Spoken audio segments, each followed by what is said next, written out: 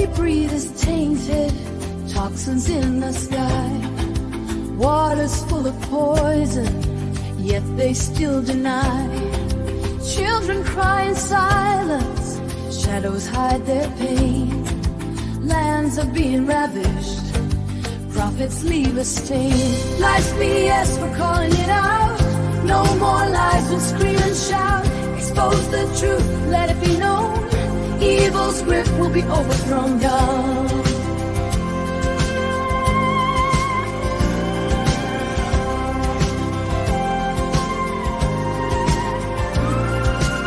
Manipulation's rampant, controlling our minds. Truth is buried deeply, hidden in the blinds. We're standing up, we're fighting back.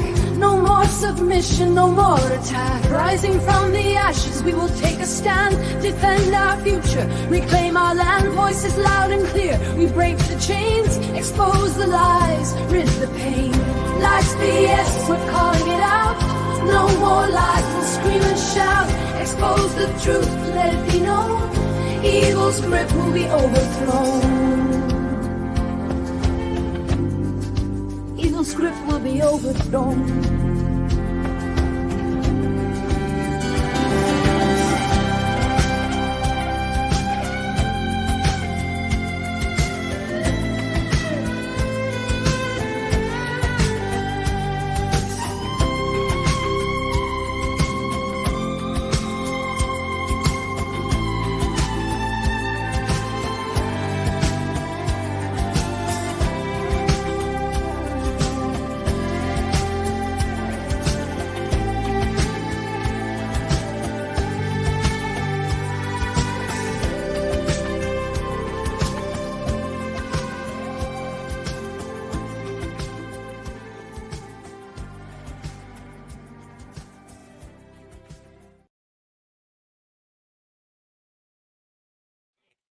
Happy Sunday, everybody. Thanks for joining. Good to see some familiar faces. Couple of housekeeping parts to start with. This is Jules Streaming both here on YouTube and over on X on the Sassy Cass account. So welcome to everybody over there. I'll jump over onto chat there in a second and catch up. For those who were here last weekend for part 1, and I had a lot of good comments and responses to that. I have been looking for part 1 of the previous series. I have been looking for the follow-ups, and they haven't been produced yet. So I'm still trying to track down some more information on that. I've got a lot of trailers and little pieces that have come out, but not the full documentary yet. So I'll keep you all updated on that. Apart from that, it's a beautiful Sunday here. I hope you're all having a good one. And next weekend, there will be no stream as I will be out of reach. But we'll be back with part 4, 5, and 6 of this series the following weekend. Okay, I'll see you all in chat. Thanks, guys.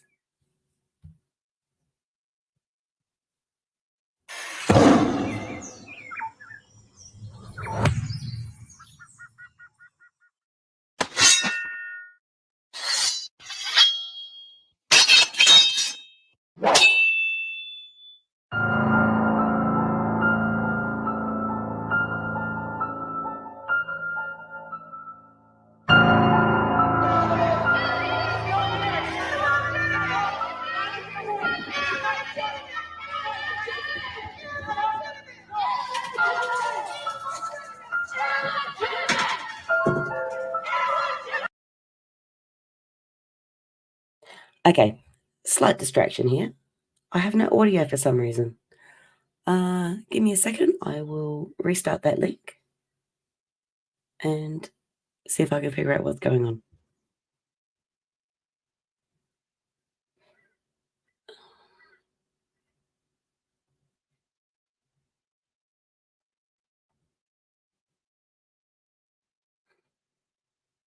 This website's been giving me absolute grief. Oh my gosh. Hang on 2 seconds, guys.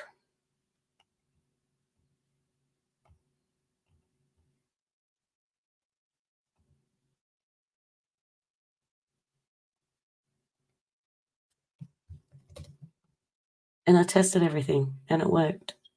So I'm really not too sure why. Not too sure what's going on. Alright.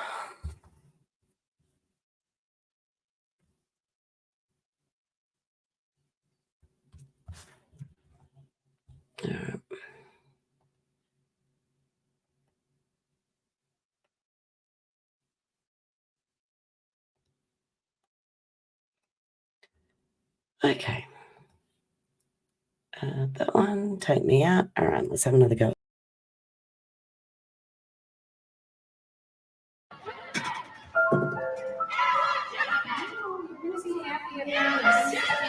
People will die from abortion than from any crime. What's that? Wow, you actually brought that. You actually brought that sign out here, didn't you? This is a death cult, ladies and gentlemen. I'm not happy fully.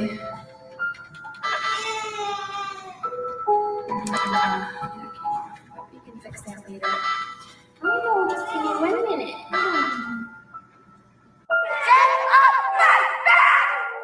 Okay. Guys, it's a real life NPC. Can you say anything else? I hear you. I know. My mom.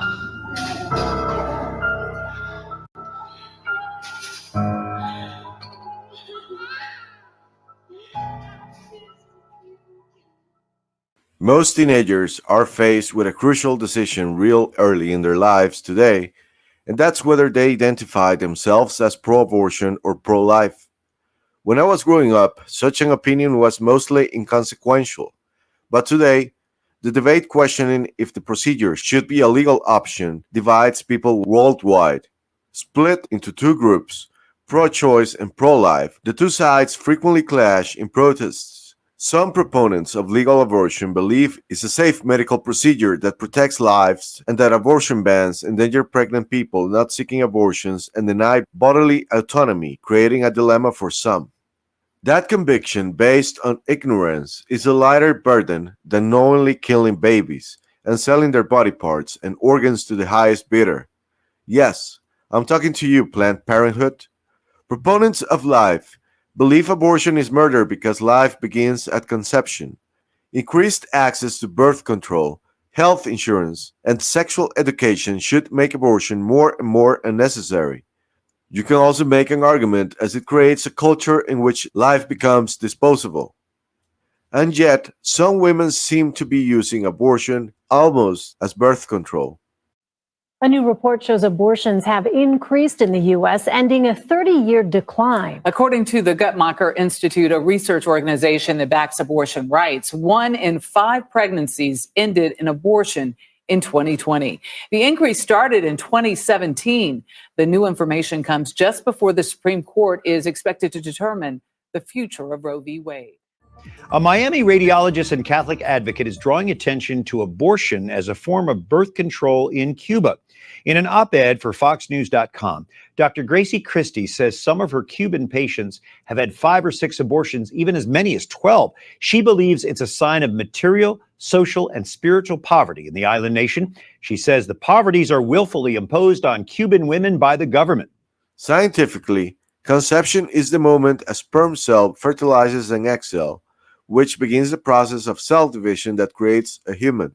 It constitutes the creation of a new, totally distinct, integrated organism, a human being biologically different from all other life forms on this planet. Its DNA is different from either biological parent and all other humans. Ending a life is a murder legally and ethically, even a life that is only a few growing cells at the time of death. It's not a religious issue, and as someone who is very fortunate to have a good relationship with God, I can tell you my stance boils down to common sense. I was raised by a wonderful woman, a North American, first-wave feminist who is and was against abortion, and as such, it was a good contrast to my authoritarian father. At college, she saw the abortion documentary which, cruelly and graphically, shows the procedure of vacuuming the baby into oblivion. That was enough for her, plus her Catholic upbringing also played a part, most likely. She was a flight attendant for LAXA and a journalist for La Nación for a very brief time, the biggest newspaper in Costa Rica, and now, more than ever, a tool of government disinformation. My father was a regional motocross champion who ran for Honda in San Francisco, California at the time. After a serious injury in which he broke his femur in 3 parts, my mom forced him to sell his bike and my bike, and so he did and opened his own auto repair shop. A classic middle-class setup, as my mom quit her job to be a stay-home mom. In our house, prevention control was king, and problems caused by sheer stupidity or irresponsibility are not received positively. The agenda of the predatory class is clear. They want your kids fucking up or fucked up. And that's if they let you have kids at all. I was raised Roman Catholic, but I drifted away around age 12, and by age 16, I was a staunch liberal, or at least what I thought being a liberal should be. But these people are never happy, as they always want more. It was only natural as a rock musician and someone who grew up in the middle of the ridiculous H.W. Bush years, where bloopers were the norm, and the notion that 9/11 was a Mossad CIA false flag operation became obvious. I wanted anything but another Republican. I believed in equality for all and individual freedoms, but abortion was never something I agreed with. I disagreed in silence, to not get singled out from my social circle. I also had equal disdain for communists and fascists. Then Barack Obama came, and change never did. I didn't buy the slogan, and, needless to say, the instant awakening happened, and I realized both wings were part of the same bird. I wasn't a lost cause, after all.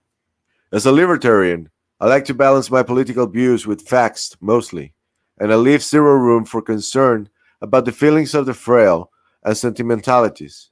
I can assure you that this is the most unbiased view a libertarian that leans conservative can give you. As I believe in individual freedoms overall, I also believe in small, almost non-existent government. I find myself in a philosophical conundrum. Or do I? The issue is actually way easier to figure out than most think, and the conflict in ideologies is all based on psychological manipulation and a war on motherhood and the family unit. Was that when my wife had small kids, and we used to go out together, and of course I had the small kids too. But it was, I stated it that way for a purpose. When we would go to restaurants and so forth together, she was often treated with less respect than she would have been had the kids not been with her. And that was very bothersome because, it's quite a sacrifice and a very useful sacrifice to have small children, and people who have them should be treated with respect. I think that we do an awful lot of lying to women in our society. And I think that's a better answer to your question because I think the data indicates this too, that what kind of lies do you mean, Jordan?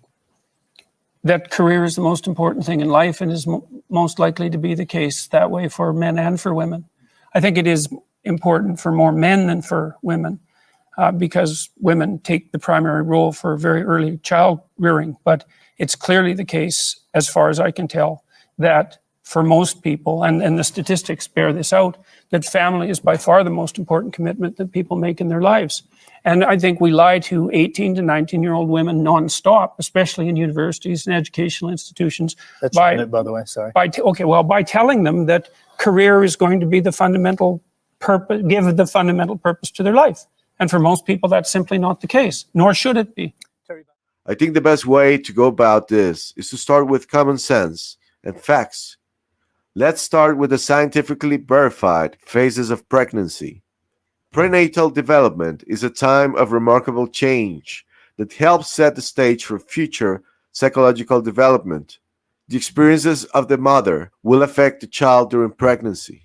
The process of prenatal development occurs in 3 main stages. The first 2 weeks after conception are known as the germinal stage. The 3rd week through the 8th week is known as the embryonic period, and the time from the 9th week until birth is known as the fetal period. The germinal stage begins at conception when the sperm and egg cells unite in one of the 2 fallopian tubes. The fertilized egg is called a zygote. Just a few hours after conception, The single-celled zygote begins making a journey down the fallopian tube to the uterus. Cell division begins approximately 24 to 36 hours after. Through mitosis, the zygote first divides into 2 cells, then into 4, 8, 16, and so on.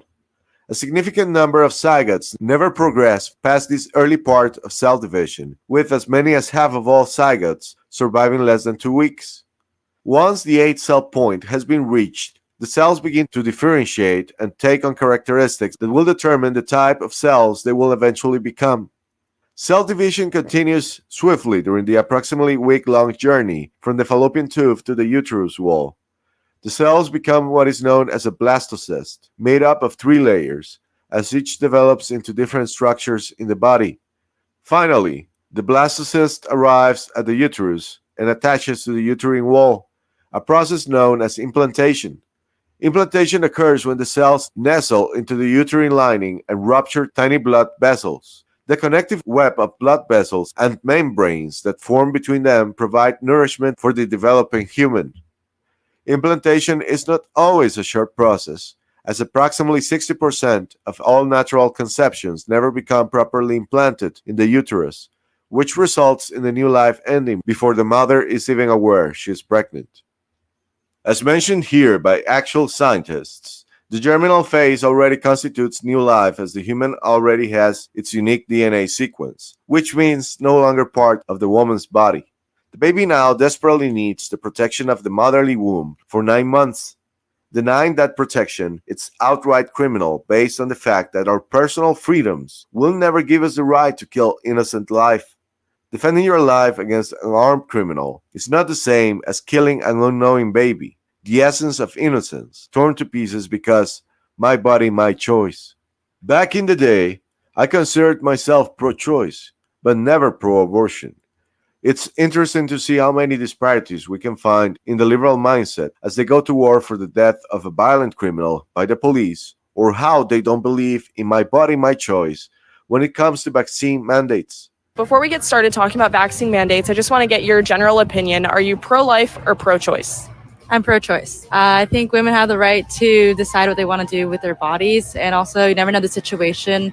Pro-choice. I don't think that I have a right to force my decision on someone else's body. I'm pro-choice. You never know the circumstances that people are going through.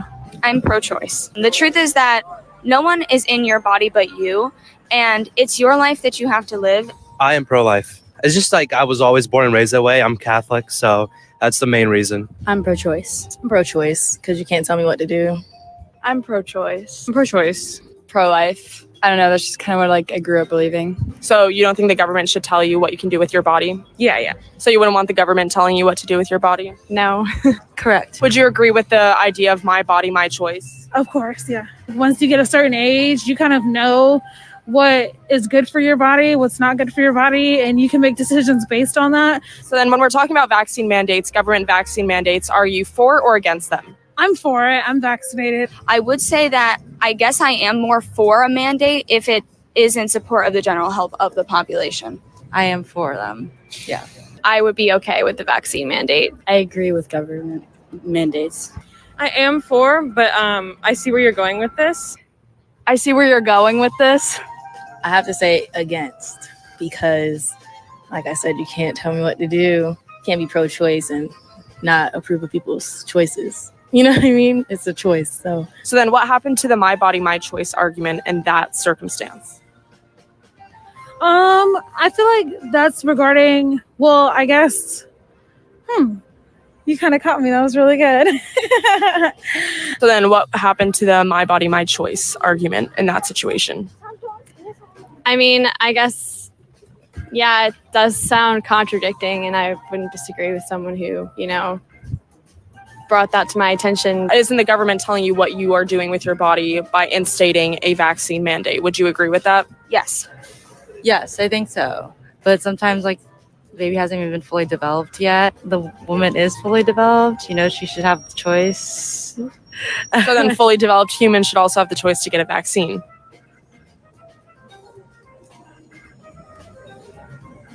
Yes. Isn't the government telling you what to put in your body at least? Yes, but I disagree with your opinion. You're comfortable with the government telling you to put a vaccine in your body. I'm not comfortable with the government telling me what I can do with my body. I don't really know how I feel exactly about with COVID vaccine mandates, because I do think it is your body and like you can choose what you put in it. But if you're like, so I don't think the government can say like, oh, you have to get a COVID vaccine. At the beginning, you said you were for vaccine mandates, so now it seems like you're kind of against them. I do understand that like a mandate is kind of contradictory to my body, my choice. If I'm here saying my body, my choice for abortion, that also would go with a vaccine mandate. If I say that I'm pro-choice and, your body, your choice, it also applies to the mandates to get vaccinated. I've been talking with a lot of students here today who are pro-choice like you, but who are actually for the vaccine mandate, trying to get them to see that double standard or that hypocrisy of their line of thinking.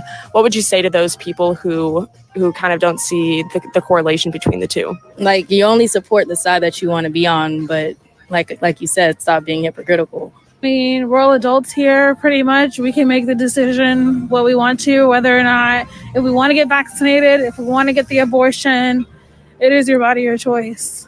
This is a really good interview, and you did catch me there, so I give you that one. Nobody's forcing anyone to get pregnant, but we will get to social, psychological, and philosophical issues later. For now, let's focus on Science 101. When implantation is successful, hormonal changes halt the normal menstrual cycle, causing a variety of physical changes. For some women, activities they previously enjoyed, such as smoking and drinking alcohol or coffee, may become less palatable, possibly part of nature's way of protecting the growing life inside them. In some cases, women stop enjoying meals they previously loved and vice versa. Some fragrances might be less alluring as well. The beginning of the third week after conception marks the start of the embryonic period. Approximately 4 weeks after conception, the neural tube forms. This tube will later develop in the central nervous system, including the spinal cord and brain. Around the 4th week, the head begins to form, quickly followed by the eyes, nose, ears, and mouth. The blood vessel that will become the heart starts to pulse. During the 5th week, buds that will form the arms and legs appear. By the 8th week of development, the embryo has all the organs and body parts except for the reproductive ones. At this point, the embryo weighs just 1 gram and is about 1 inch in length, but is as human as you or me. This is why most moderate proponents of legal abortion suggest it shouldn't be done after 8 weeks. Being dependent doesn't disqualify you as a human. Otherwise, over half of humanity would probably ring a few bells with that adjective. Are those who depend on food stamps and social security checks to survive parasites too? By the end of the embryonic period, the basic structures of the brain and central nervous systems get established. The production of neurons, or brain cells, begins around day 42 after conception and is complete around the middle of the pregnancy. As neurons form, they migrate to different areas of the brain. Once they have reached the correct location, they begin to form connections with other neural cells, establishing rudimentary neural networks. Once cell differentiation is mostly complete, the embryo enters the next stage and becomes known as a fetus. The fetal period of prenatal development marks more important changes in the brain. This period of development begins during the 9th week and lasts until birth. The neural tube develops into the brain, and the spinal cord and neurons continue to form. Synapses, or the connections between neurons, also begin to develop. Between the 9th and 12th weeks of gestation, the fetus begins to make reflexive motions with its arms and legs. The sex organs also shape up during the 3rd month of gestation. During the 2nd trimester, the heartbeat grows stronger and other body systems develop. Fingernails, hair, eyelashes, and toenails form. Perhaps most noticeably, the fetus increases about 6 times in size. The brain and central nervous system become more responsive during the 2nd trimester. Around 28 weeks, the brain registers activity that resembles a sleeping newborn baby. From 7 months until birth, the fetus continues to develop.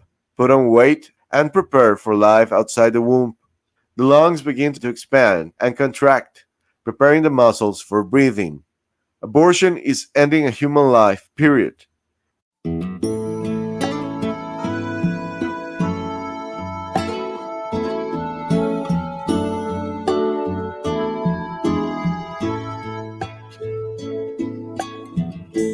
Would you know my name if I saw you in heaven? Would it be the same?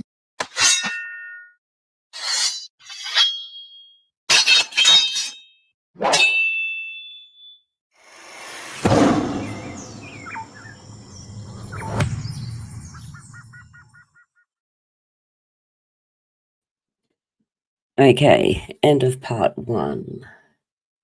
Quick intermission. Couple of seconds. Okay, here we go with part 2. Oops, too far. Here we go with part 2. It's another, they're all 20 minutes or so. Here we go.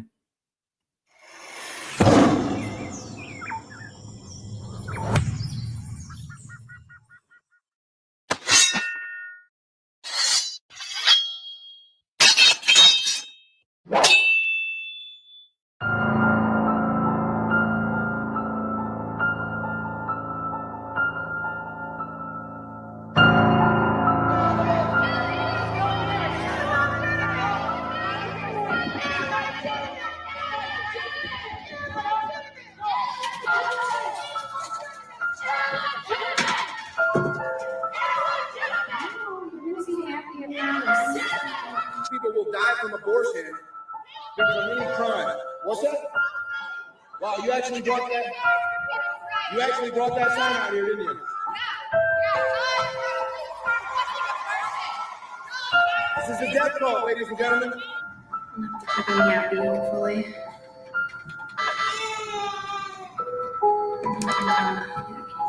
You can fix that later. Oh, just give me 1 minute.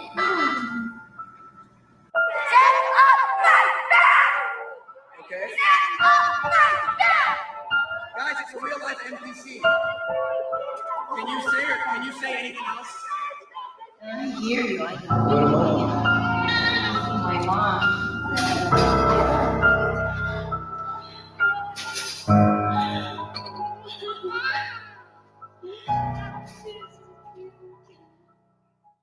Roe v. Wade is a 1973 lawsuit that famously led to the Supreme Court making a ruling on women's rights to an abortion. Jane Roe, an unmarried pregnant woman, filed suit on behalf of herself and others to challenge Texas abortion laws. A Texas doctor joined Roe's lawsuit, arguing that the state's abortion laws were too vague for doctors to follow. He had previously been arrested for violating the statute. At the time, abortion was illegal in Texas unless it was done to save the mother's life. It was a crime to get an abortion or even to attempt one. In Roe v. Wade, the Supreme Court decided two important things. The United States Constitution provides a fundamental right to privacy that protects a woman's right to choose whether to have an abortion. But the abortion right is not absolute. It must be balanced against the government's interests in protecting women's health and prenatal life. The state put forth three main legal arguments in its case to defend the abortion statute. 1. States have an interest in safeguarding the health, maintaining medical standards, and protecting prenatal life. 2. A fetus is a person protected by the 14th Amendment. 3. Protecting prenatal life from the time of conception is a compelling state interest. Jane Roe and the others involved based their case on the following arguments. The Texas law invaded an individual's right to liberty under the 14th Amendment. The Texas law infringed on women's rights to marital, familial, and sexual privacy guaranteed by the Bill of Rights. The right to an abortion is absolute. Women are entitled to end a pregnancy at any time, for any reason, in any way they choose. Needless to say, I don't agree with that. The Supreme Court split the difference between the two arguments presented. First, the court recognized that abortion does fall under women's privacy rights. The constitutional right to privacy comes from the Due Process Clause of the 14th Amendment. The Due Process Clause doesn't explicitly state that Americans have a right to privacy. However, the Supreme Court has recognized such a right going all the way back to 1891. Just 1 year before Roe, the Supreme Court held that in a constitution for free people, there can be no doubt that the meaning of liberty must be broad, indeed. In Roe v. Wade, the court decided that this right to privacy extends to a woman's control over a pregnancy. The justices acknowledged that being forced to continue a pregnancy puts a lot at risk for women, such as physical health, mental health, financial burdens, and social stigma. The court was skeptical of the state's argument that constitutional protections begin at conception. The Constitution doesn't provide a definition of a person, but it does say that its protections cover those who are born or naturalized in the United States. After examining other cases relating to unborn children, the court concluded that the unborn have never been recognized in the law as persons in the whole sense. The Roe v. Wade decision also includes a discussion of the different views on when life begins. Many in the Jewish faith, for example, believe that life begins at birth. But the prevailing view in the Catholic faith is that life begins at conception. Doctors' views vary, but they tend to lean toward the belief that life begins sometime before birth. But the court found that it is not up to the states to decide when life begins. We don't agree that, by adopting one theory of life, Texas may override the rights of the pregnant woman that are at stake, quote unquote. However, as mentioned, the court didn't agree that the Constitution guarantees an absolute right to an abortion. In other words, the privacy right doesn't prevent states from putting some regulations on abortion. The court created a framework to balance the state's interests with women's privacy rights, acknowledging that the rights of pregnant women may conflict with the rights of the state to protect potential human life. The court defined the rights of each party by dividing pregnancy into 3 12-week trimesters. During a pregnant woman's first trimester, the court held a state cannot regulate abortion beyond requiring that the procedure be performed by a licensed doctor in medically safe conditions. During the second trimester, the court held that a state may regulate abortion if the regulations are reasonably related to the health of the pregnant woman. During the third trimester of pregnancy, the state's interest in protecting the potential human life outweighs the woman's right to privacy. As a result, the state may prohibit abortions unless necessary to save the life or health of the mother. Many think of Roe v. Wade as the case that legalized abortion. However, that isn't exactly true. What it did was change the way states can regulate abortion and characterize abortion as something that was covered under constitutional rights of privacy. Since the court's decision in Roe v. Wade, judicial interpretation of the Constitution is that abortion is legal. Several states have placed restrictions on abortions in certain circumstances, including parental notification requirements, mandatory disclosure of abortion risk information, and restrictions on late-term abortions. Jane Roe is not the real name of the woman who filed the famous lawsuit. Norma McCorvey, the real woman behind the Jane Roe alias, became a prominent voice for the pro-life movement in 1995. When it comes to the legal history of the United States, the case of Roe versus Wade is one of the greatest landmarks. In 1973, it culminated in a Supreme Court decision to legalize abortion and has been bitterly challenged by opponents ever since. Among them, ironically, the Jane Roe who was cited in the original case. She's now left behind that pseudonym. She's turned full circle against abortion and wants the original ruling overturned. What happened to change her mind? Norma McCorvey, that's your real name, isn't it? Yes, it is, Tim. Welcome to the program. Well, Thank welcome you to very the much. program. Let me just be clear about this. No abortion, as far as you're concerned, under any circumstances, period. No abortions at all. You say, I'm not anti-abortion, though I'm pro-life. What's the difference? Well, I think that the anti-abortion stigma comes from the pro-abortion movement. We call them pro-abortion, so they call us anti-abortion. Which is true. I mean, well, strictly we are. speaking, it's true. Well, yeah, You're you're right. anti-abortion. You're right. You know, but it's a negative, and I'm really not negative. So I like to say that I'm pro-life. And you're pro-life as far as everything goes, across the whole spectrum of your life, you're pro-life. Yes, sir, I am. So you're anti-capital punishment, for instance. Sure. Absolutely against it. Absolutely against it. Even though you voted for George Bush, and you will vote for George Bush. How did you know that I voted for George Bush? You did, didn't you? It's the first time I voted. But you did vote for him. Yes, I did. This is a man who, as Texas governor, was responsible for one of the highest levels of executions of any state in the union, wasn't he? I suppose he was. I didn't really keep up with it. I didn't vote. I was a non-voting person until George Bush was running for the U.S. presidential election, and I decided to go and vote. But you don't see any conflict in that and your otherwise pro-life stance? No, I don't. You say you're a Christian now and you never were before. Do you think abortion is incompatible with Christianity? Abortion is killing. And in the Ten Commandments, it says, thou shalt not kill. And so I agree with the Ten Commandments in all the teachings of the Catholic Church. Specifically the Catholic Church? Well, with any church who believes that abortion is wrong. I mean, the Church of England, for instance, says that in situations where the continuance of a pregnancy threatens the life of the mother, a termination of pregnancy may be justified, and that there must be adequate and safe provision in our society for such situations. You think that's a godless approach? Those are very rare occasions when the life of the mother is at stake.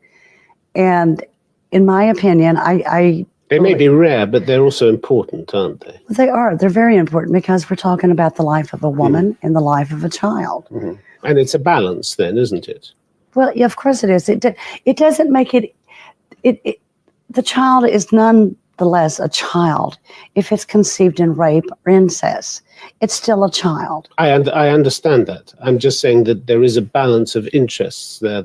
In the cases where a mother's life may be threatened, which is what the Church of England is talking about here. Well, see, I don't go to church here in England, so I wouldn't. No, but I'm just saying this is their argument. So there is a balance of interest to be taken into account, isn't there? Well, of course there is. If a mother is going to die, or it's the view of a doctor that the mother is going to die in childbirth, do you favor the life of the fetus, the unborn fetus, over that of the mother?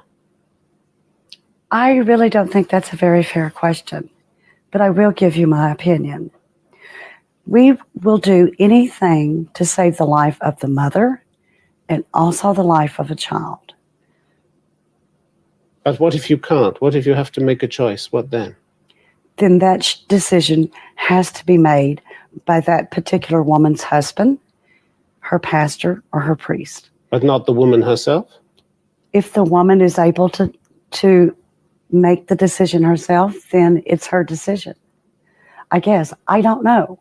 I don't have all the answers, Tim. And if but you did say at the top, no abortion under any circumstances. And we're now discussing some circumstances where it's possible. They're very rare. Yes, but you would support one under those circumstances. I don't know. It would all depend on the circumstances. In 1973, there were no female justices in the United States Supreme Court. An accurate argument by pro-life activists states that because the text of the Constitution doesn't explicitly talk about abortion, it should be left up to the states to regulate. Others say that a person should be protected by the Constitution at conception. Under that logic, abortion violates the constitutional rights of the unborn child, and that I agree with. The Supreme Court even recognized the polarizing nature of the abortion issue in its opinion. One's philosophy, one's experiences, one's exposure to the raw edges of human existence, one's religious training, one's attitudes toward life and family and their values, and the moral standards one establishes and seeks to observe, are all likely to influence and to color one's thinking and conclusion about abortion, quote unquote. As Justice Harry Blackmun, who wrote the decision in Roe, points out, abortion will never be a simple issue. It remains a hotly debated topic because someone's opinion on it depends on their view of the world and when they believe life begins.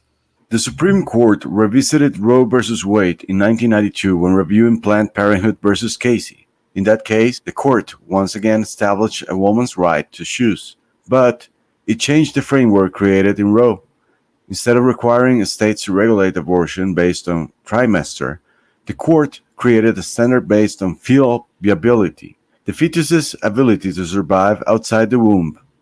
Viability is usually placed at around 7 months or 28 weeks, but it can be as early as 24 weeks. That's outrageous. In 2016, the Supreme Court evaluated abortion regulations once again. Texas passed a law in 2013 that placed a series of restrictions on abortion clinics in the state. Among the other requirements, abortion providers had to have admitting privileges at a hospital no more than 30 miles away. Admitting privileges gives a doctor the ability to have their patients admitted to a hospital as if the doctor was an employee there, and treat their patients how the doctor wishes without the need for approval from another doctor at the hospital. When this requirement took effect, Texas went from having 42 abortion clinics to just 19. The case reached the Supreme Court around the time of Justice Antonin Scalia's murder. So, there were only 8 justices to hear the case in a 5-3 decision. The Supreme Court found that states cannot place restrictions on abortion clinics that create an undue burden for women seeking an abortion. Thankfully, the Supreme Court inclined to overturn the landmark Roe v. Wade decision according to a leaked draft opinion, with Justice Samuel Alito writing in the draft opinion of the court dated February 10th that Roe was egregiously wrong from the start, quote unquote. The opinion showed that 4 justices, Clarence Thomas, Neil Gorsuch, Brett Kavanaugh, and Amy Coney Barrett, joined Alito, while 3, Stephen Breyer, Sonia Sotomayor, and Elena Kagan, dissented. We hold that Roe and Casey must be overruled.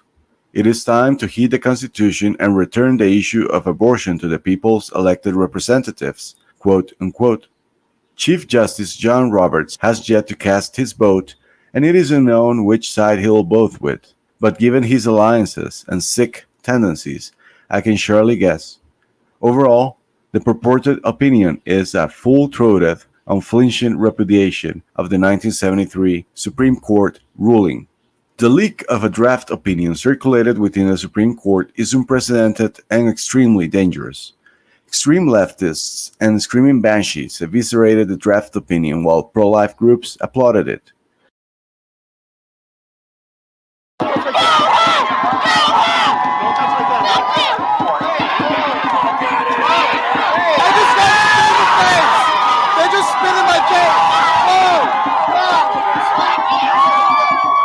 They spit in my face and took my hat. They spit in my face and took my hat. I don't know. They took my hat. And you took my hat. It was you who spit in my face. It was. You want me to do it again? You fucking piece of shit. My face. You're on camera. Oh! Oh! Get out of here! Get the fuck out of here! Oh! You're a piece of shit.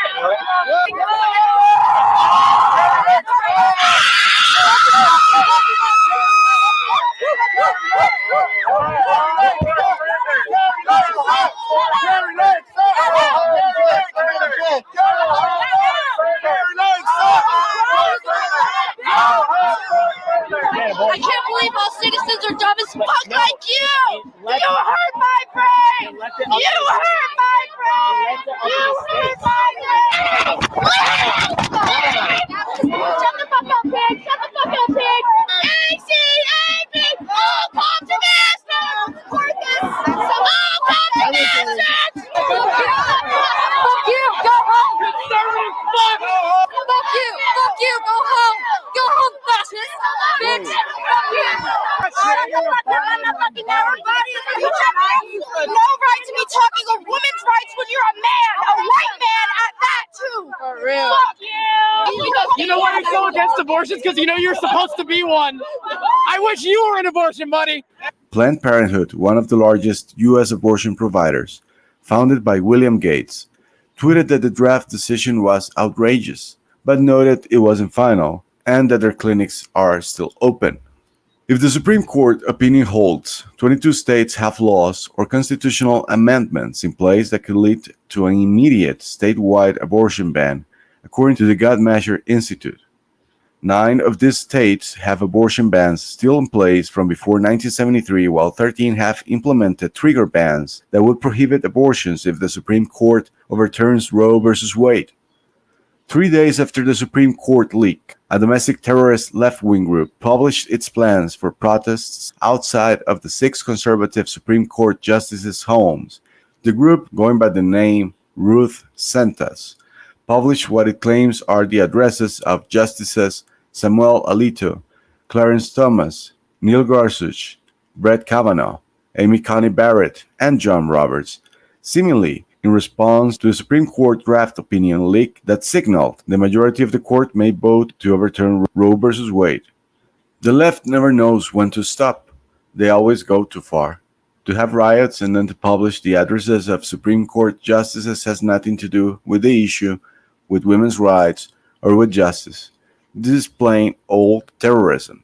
And not only that, it should be clearly prosecuted by law, but we know it won't, because it is also a fact that the Biden administration encourages this nefarious activity. Just about moving forward, these activists posted a map with the home addresses of the Supreme Court justices. Is that the kind of thing this president wants to help your side make their point? Look, I think the president's view is that there's a lot of passion, a lot of fear, a lot of sadness from many, many people across this country about what they saw in that leaked document. Dr. Levatino, we'll begin with you. Welcome. Thank you, Chairman and members of the committee. I only have 5 minutes, so I'm going to get right to it. Second trimester D&E abortions perform between roughly 14 and 24 weeks of gestation. Your patient today is 17 years old. She's 22 weeks pregnant. Her baby is the length of your hand plus a couple of inches. And she's been feeling her baby kick for the last several weeks, but she's asleep on an operating room table. You walk into that operating room scrubbed and gowned, and after removing laminaria, you introduce a suction catheter into the uterus. This is a 14 French suction catheter. If she were 12 weeks pregnant or less, basically the width of your hand or smaller, you could basically do the entire procedure with this. But babies this big don't fit through catheters this size.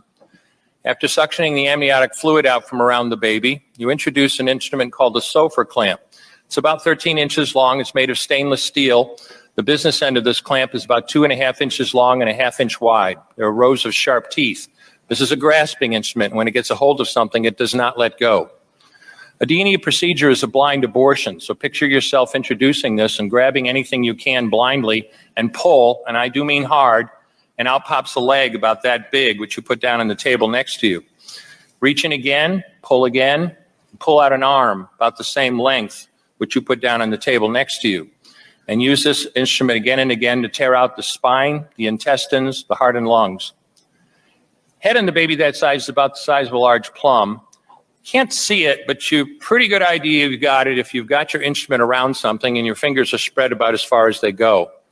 You know you did it right if you crush down on the instrument and white material runs out of the cervix. That was the baby's brains. Then you can pull out skull pieces. And you have a day like I had a lot of times. Sometimes a little face comes back and stares back at you. Congratulations, you just successfully performed a second trimester D&E abortion. You just affirmed her right to choose.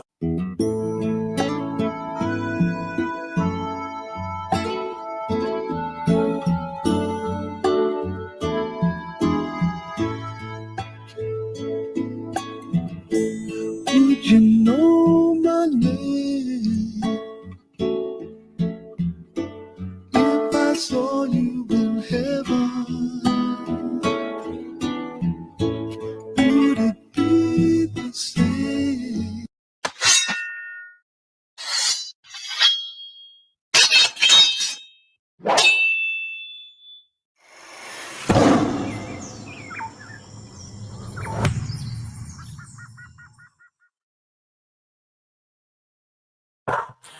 Okay, now for part 3. Please excuse the racket in the background.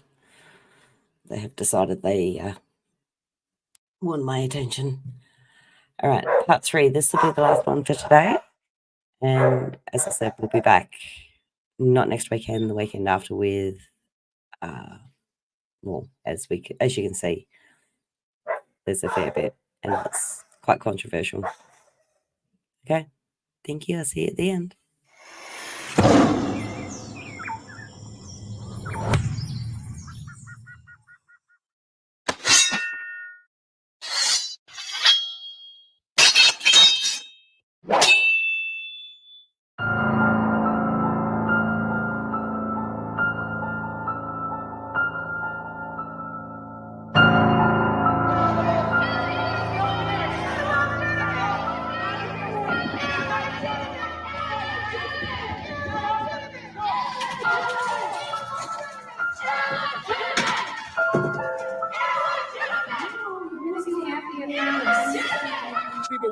from abortion, there's a mini crime. What's that?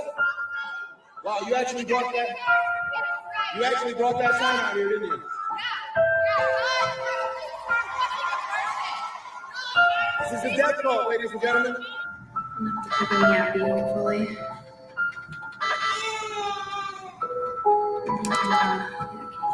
You can fix that later.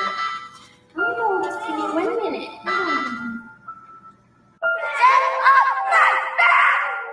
Okay. Guys, it's a real life NPC. Can you say anything else? I hear you. I my mom.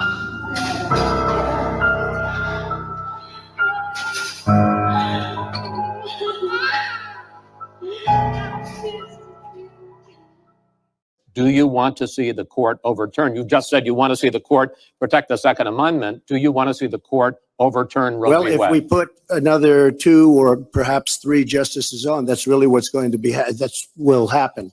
And that'll happen automatically, in my opinion, because I am putting pro-life justices on the court. I will say this, it will go back to the states, and the states will then make a determination. Donald has said he's in favor of defunding Planned Parenthood. He even supported shutting the government down to defund Planned Parenthood. I will defend Planned Parenthood.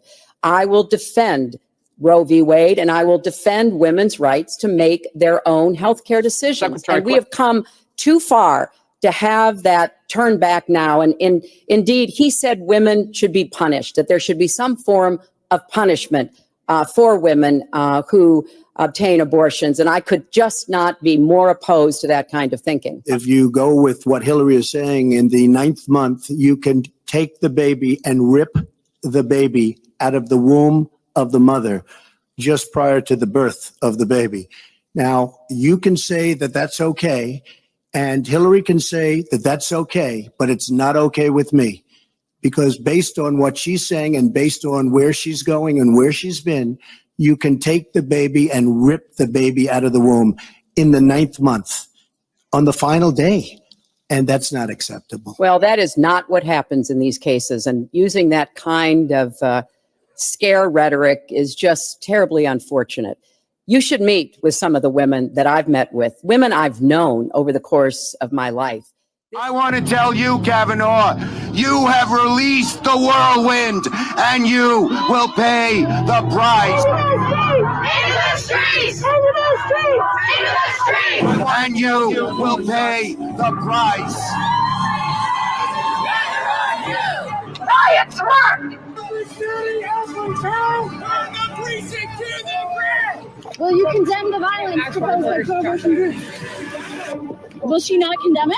So I guess no condemnation. I'm advocating for violence.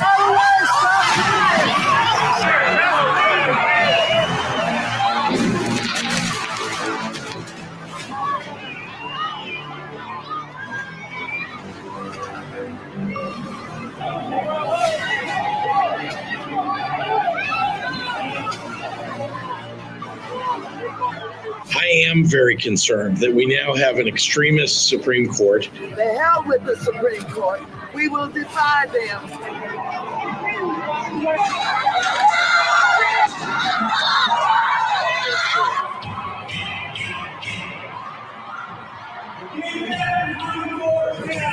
I need to recess right now, okay? We have a security problem outside. Members, please go, stop. We're recessed.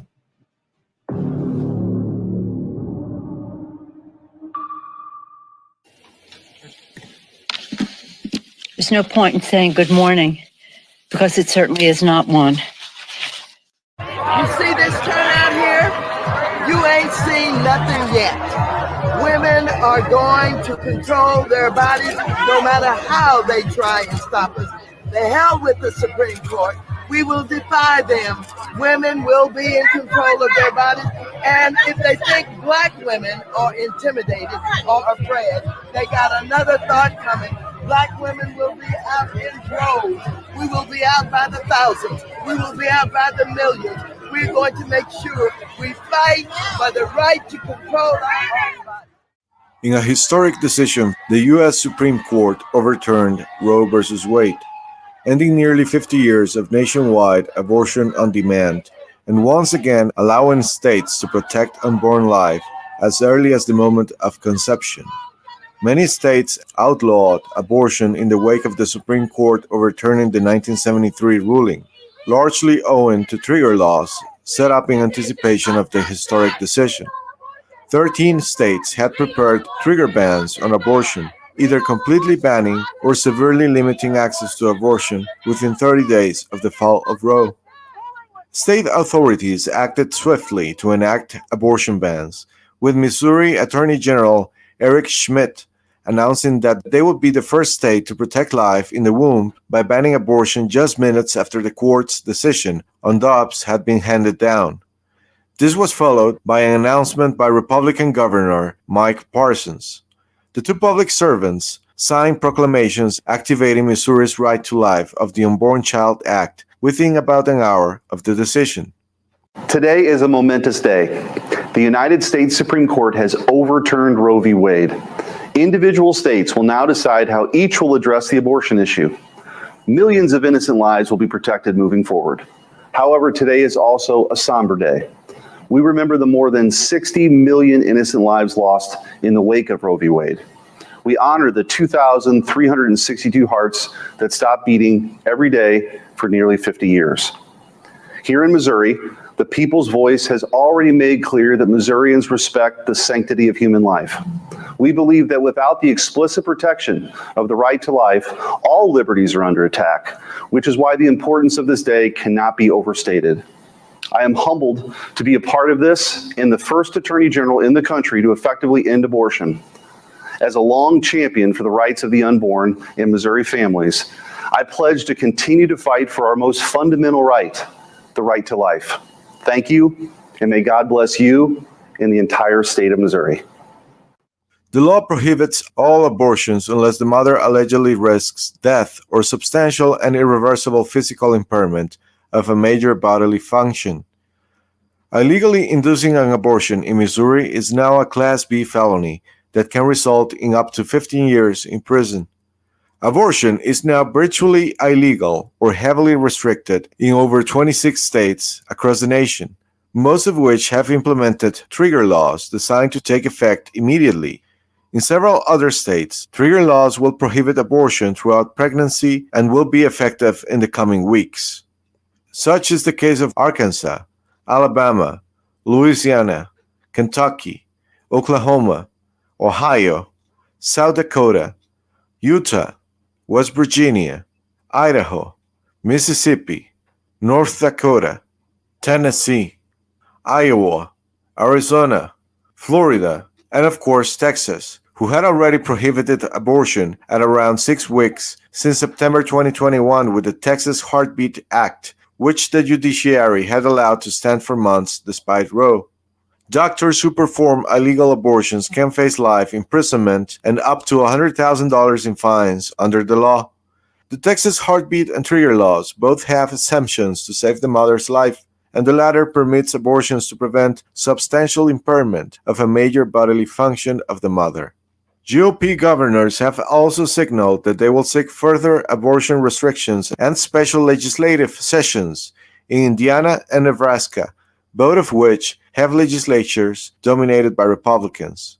On the other side, California, Colorado, Connecticut, Delaware, Hawaii, Illinois, Maine, Maryland, Massachusetts, Minnesota, Nevada, New Jersey, New York, Oregon, Rhode Island, Vermont, and Washington have already announced extreme measures to expand abortion access, including for out-of-state women.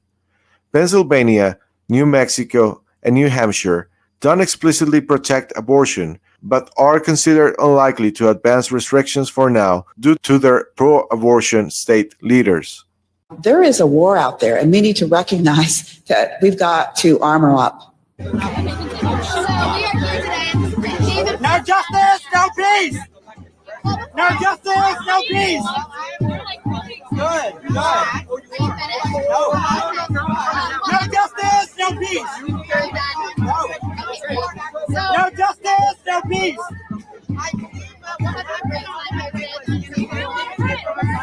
No justice, no peace. No justice, no peace. No justice, no peace. No justice, no peace. No justice, no peace. No justice, no peace. Did not. Who the fuck are you? And what happened? Trump did not act. Okay, yeah. Trump could have ordered the national. Hello, everyone. This guy. Yeah, this guy. This guy right here. And you don't think, and you're not getting shocked at some of the stuff.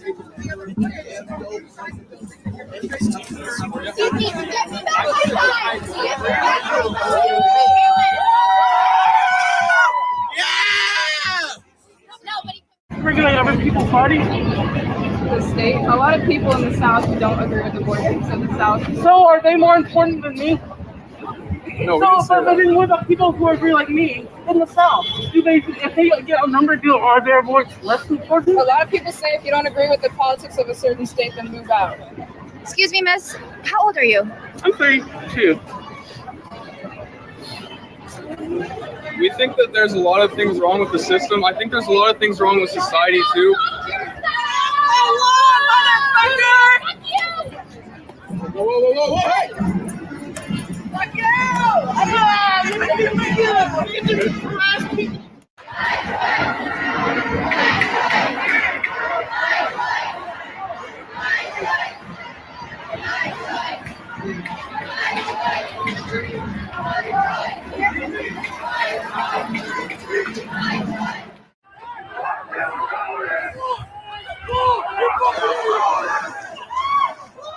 Chaos and mayhem took over several American cities after Roe's fall. Los Angeles was a violence hotspot on Friday night as pro-abortion activists rioted over the Supreme Court's decision. The Department of Homeland Security informed several churches and pro-life organizations that nationwide intelligence reports warned of extreme violence against Catholic churches and pregnancy centers, beginning at 8 p.m. on the night of the Supreme Court decision in the Dobbs case striking down Roe v. Wade. The DHS agent noted that large groups with cells nationwide have already been discovered casing parishes. Jane's Revenge, the terrorist group affiliated with Antifa, which has claimed responsibility for firebombing and defacing dozens of churches and pregnancy centers in recent weeks, issued a call for a night of rage beginning at 8 p.m. last Friday. The message was first put out on May 30th and said this: "We need to get angry. We need the state to feel our full wrath. We need to express this madness fully and with ferocity. We need to quit containing ourselves. We need them to be afraid of us." On the night the final ruling is issued, a specific date we cannot yet predict, but we know is arriving imminently. We're asking for courageous hearts to come out after dark. Whoever you are and wherever you are, we're asking for you to do what you can to make your anger known. We have selected a time of 8 p.m. for actions nationwide to begin, but know that this is a general guideline. There may be other considerations involved in planning time and place. We don't claim to speak for every community or crew. We're simply calling out to you, and we hope you answer our cries, quote unquote. So that's basically calling for an insurrection and acts of violence against innocent citizens and whoever is unlucky enough to cross into this crazy people's path. A June 14th message from the same group gleefully claimed responsibility for the attacks on churches and pregnancy centers in many locations by saying, "We have demonstrated in the past month how easy and fun it is to attack. We promise to take increasingly drastic measures against oppressive infrastructures. Rest assured that we will, and those measures may not come in the form of something so easily cleaned up as fire and graffiti," quote unquote. So, worse than fire, I suppose these people are talking about bombing public buildings. And why are these people not arrested yet? It is clear that the FBI and CIA may be shielding these groups in order to promote social chaos and civil unrest.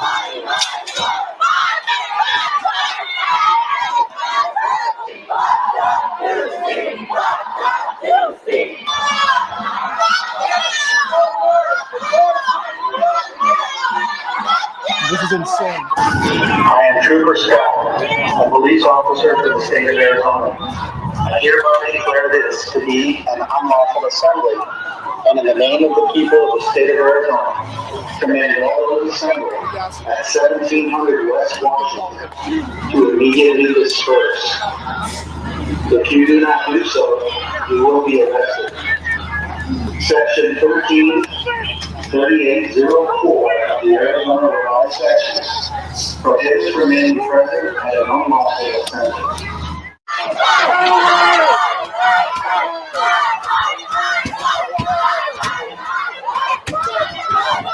Hey, go, let's get the fuck out.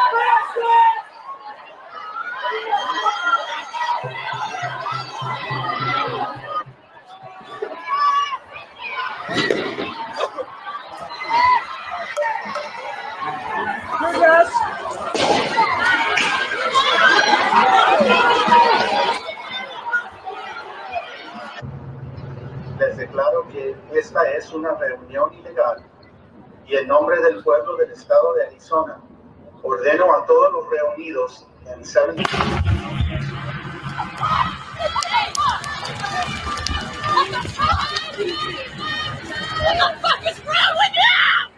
Violence has been the norm since before the United States Supreme Court overturned Roe v. Wade, and the culprits are both organized regulars and disorganized, mostly opportunistic vandals. They have tried, albeit unsuccessfully, to intimidate not only the brave pro-lifers who simply want the bloodshed to end, also elected officials, and of course, the justices that voted in favor of overturning Wade. Threats of violence to be committed against Supreme Court justices continued after a draft opinion was leaked by someone in the court indicating what was to happen weeks later. The leak was an attack on some of the justices and an act of judicial insurrection. In addition to protests and threats of violence, activists published a map identifying the residence of all the justices and called for violent protests to be held. Some on Twitter called for Justices Samuel Alito and Clarence Thomas to be murdered. Alito, who wrote for the majority, and Thomas, who wrote a solo concurring opinion in which he argued that the Supreme Court should also reconsider rulings on contraception, same-sex relationships, and marriage, found themselves as the main targets.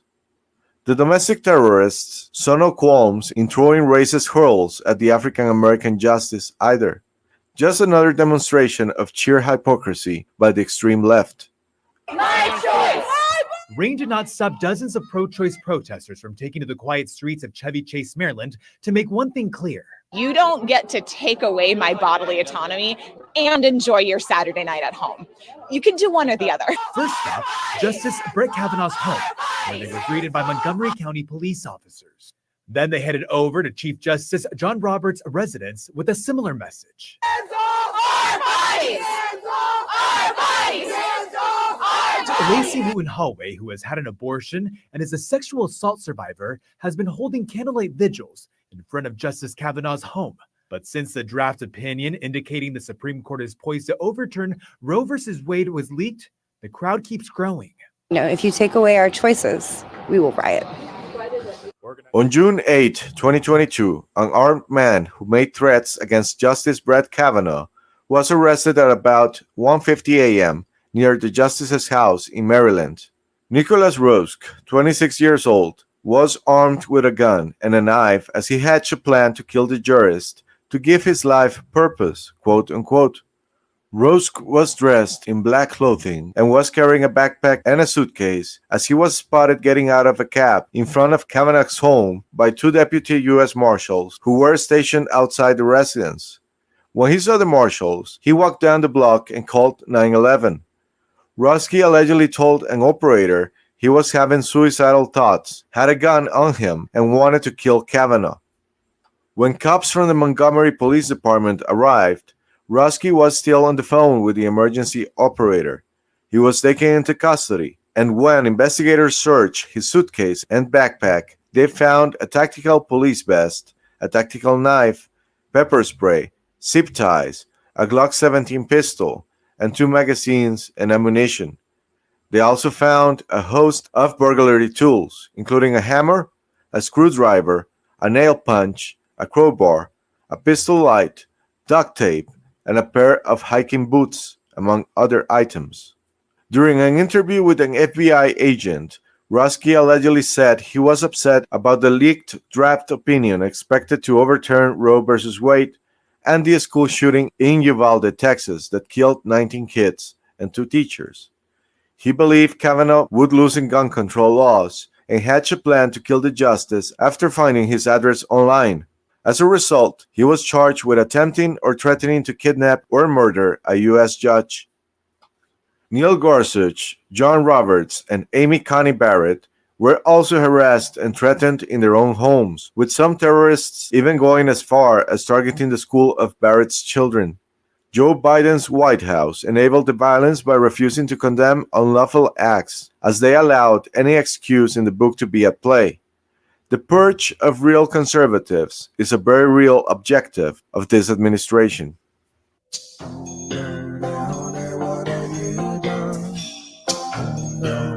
It's the sound of my gun. Oh, girl, what have you done? Oh, girl, it's the sound.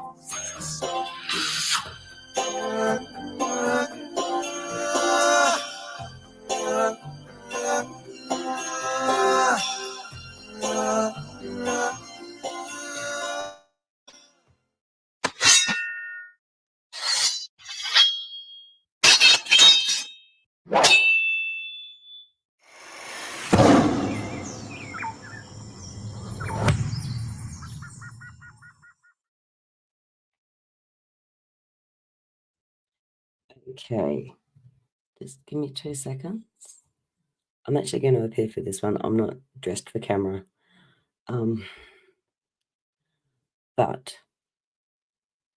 I want to say that this is a deeply personal choice for everybody, and everybody will be affected in some way.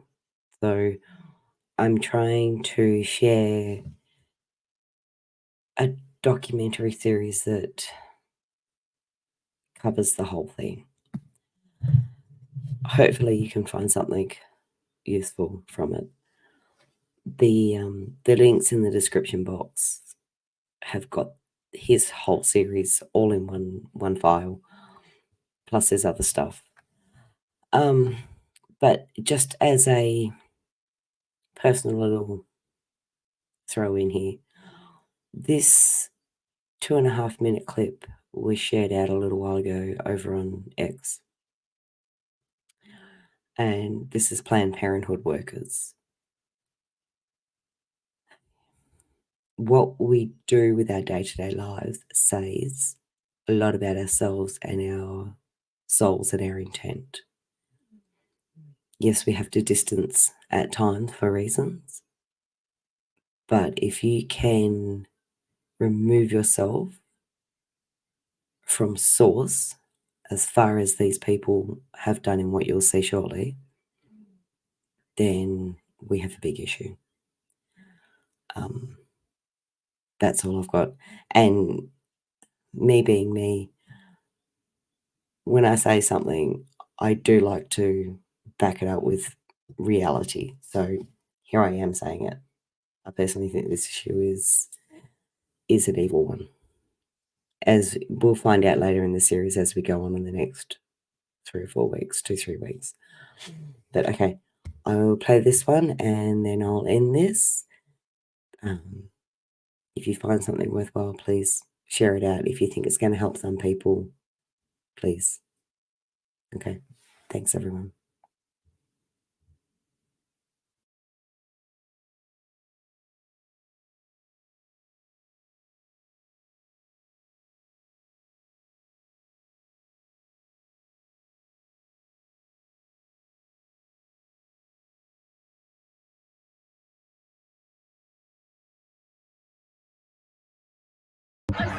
year ago, you told me about the proposition. And so now every time I do a DNA, I'm like, oh, there's some love. Yeah, you already know. I'm like, yeah, I have like a leg for you. I'm like, oh shit. If other people were to hear me, they'd be like, you're evil. You have to come and play with our tissue and see if it's cool enough for you. I like tissues.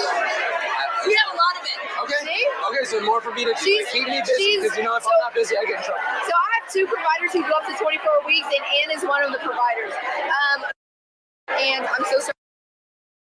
Met the other provider that goes up to 24 weeks, which is Anitra Beasley. Okay. And Ann is the other provider that goes up to 24 weeks as well. So if you want more intact ones, she's the one you kind of need to talk to. You're the one to see, huh? I had a patient, like sometime in the past few months, I don't remember what it was. She wanted footprints, and I had a resident with me that day, and I was like, you know what? I'm gonna do this procedure because I'm gonna try and do my best to get these feet out intact. Right. We did footprints and handprints, baby. Dude, you guys are awesome. Well done. Yeah. Well, because it's such short demand right now, it's more profitable for us to isolate it and sell you the vials rather than give you the entire tissue. And I'm just like, are you serious? It's funny because ever since, I think I remember, it was like 6 months or a year ago, you told me about the proposition. And so now every time I do a DNA, I'm like, oh, there's some love. Yeah, you already know, huh? Like, I'm like, because we can do this. I'm telling you. I'm down. No, I'm excited. I was like, where's my guy who can play with the tissue? I was like, is there like trying to sort it? And I was like, I'm like picking up some more. Like, they're like, well, can you show us a sample from today? And I was like, is this a really bad day for us? I remember you mentioned that there was one that day. And it was like one bad sample. It was like a 16-year-old kid. Who's going? It was like a 16-year-old kid, so we just had to hurry up. Whereas like other days, it's like more intact, where it's like maybe only like an arm that's dislocated. Anywhere between 5 and 10 samples a week. See, I mean, just between Thursday, Friday, Saturday. Typical. And that's what I was telling you. Like we like 30 to 50 is like a good number for the month. Like easy. Easy. Okay. Wow. See? No, that's phenomenal. I mean, you're going to be busy. We're a little bit different than other providers. Different is good. I hate mainstream. It just seems so disingenuous. It's just like, why am I listening? I'm like, yeah, I have like a leg for you. I'm like, oh shit. If other people were to hear me, they'd be like, you're fucking evil.